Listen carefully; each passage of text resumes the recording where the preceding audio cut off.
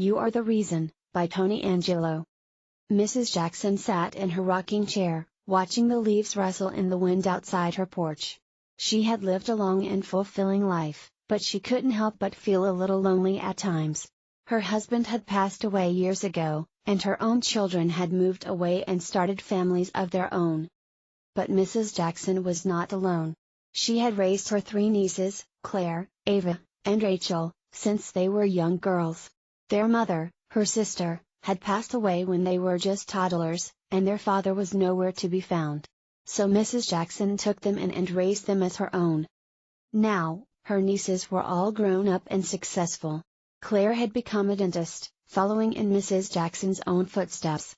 Ava had become a medical doctor, driven by her love for science and helping others.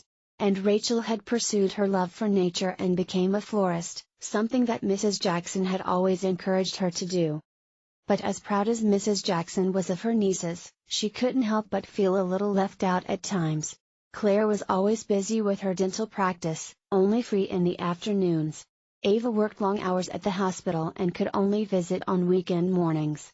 And Rachel was always swamped with orders for her flower shop, barely having time to stop by and check on her beloved aunt.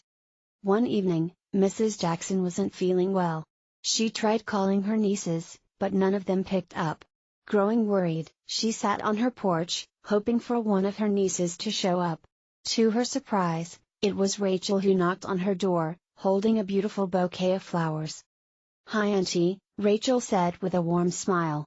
"I brought you some flowers to brighten up your day."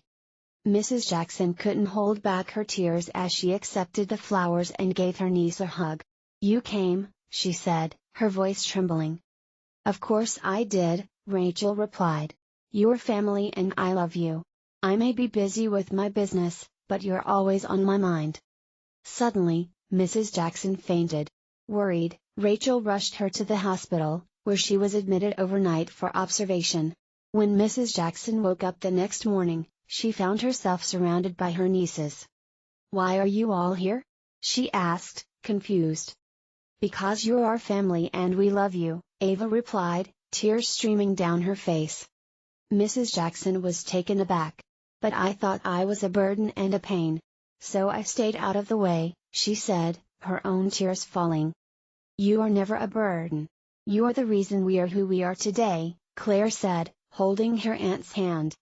Mrs. Jackson couldn't believe it. All these years, she thought she was an inconvenience to her nieces. But in reality, she had been the pillar of their family, the unifying force that brought them all together. As she lay in her hospital bed, surrounded by her loving nieces, Mrs. Jackson realized that she was not alone. She had a family who loved her and would always be there for her, no matter